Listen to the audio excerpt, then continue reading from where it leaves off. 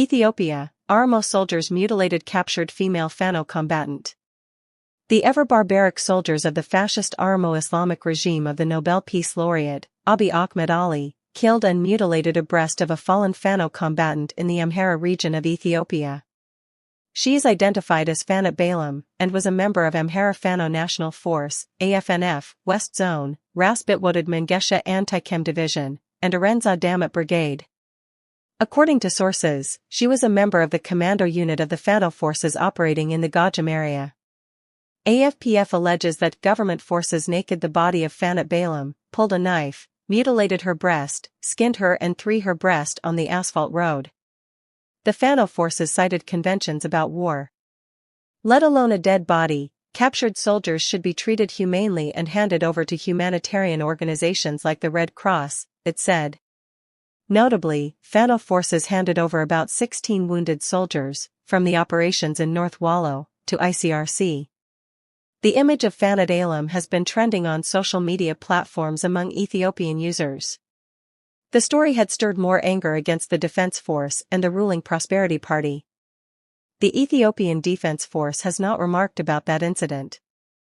Human rights organizations operating in the country have not yet remarked about it too. There have been recurring incidents of verified egregious human rights violations, including extrajudicial killings by the Ethiopian Defense Forces in the Amhara region of Ethiopia over the past 2 years. There were instances when bodies like the United Nations Human Rights, Amnesty International and Human Rights Watch issued a statement in connection with the killings of non-combatants due to the conflict in the Amhara region of Ethiopia. The Fano forces operating in the region have reportedly launched what is said to be a retaliatory offensive targeting several locations in the Gajam area. The Oromo people were absent from Ethiopian territory in medieval times before the 16th century, though their ancestors must have been multiplying in what is now Somali country, south of the Gulf of Aden. With their highly developed tribal organization, characteristic institutions outgrew their living space and started migrating in a southwesterly direction towards the end of the 15th century. In the 16th century, taking advantage of the universal chaos following the Muslim wars, the war with Abiy Ahmed's forces, the Oromos flooded into the southern marches of Ethiopia.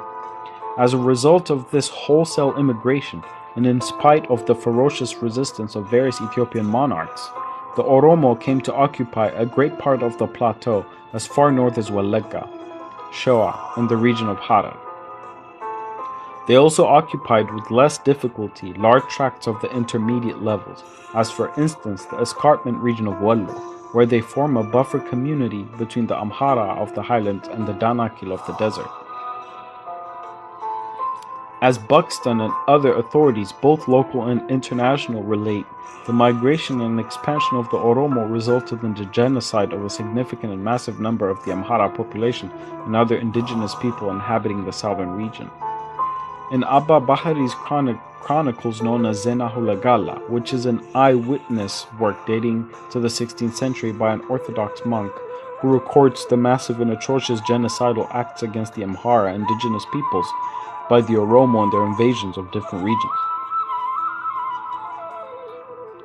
The director of archaeological research, Jean Dorès, also relates in his work entitled Ethiopia that the Oromo would sacrifice the Christian Amharas to idols in celebration of their victories of invasion.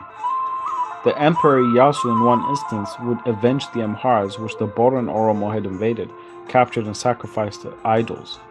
The Amhara emperors and patriots dedicated their existence to the defense of their kingdom. The highly organized and ruthless invaders would destroy entire cities, massacre the people, loot every treasury, and labor to murder the emperor to conquer the kingdom. The emperors and patriots having to defend their nation against invaders, both progressing from the southern borders, and Abiy Ahmed's African and Arab forces would retaliate at equal intensity. Having eventually regained control, the succeeding generations of invaders would ironically become the accusers of the Amhara, pleading to have been subjugated by them. Very few seem to know that the capital city of Gondar was founded as a fortress city by Emperor Fasilides to secure the throne of the Emperor of Ethiopia and protect it from the southern invading Oromo by transferring it to the north to Gondar from Shoa.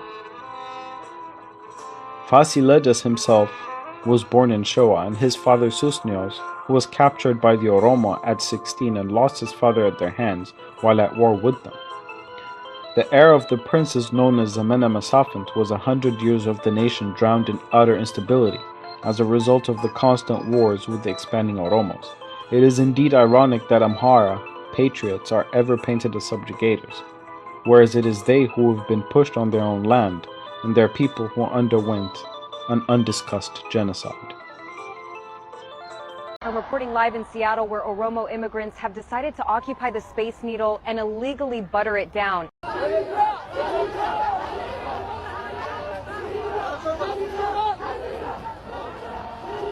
Oh my God, is that butter?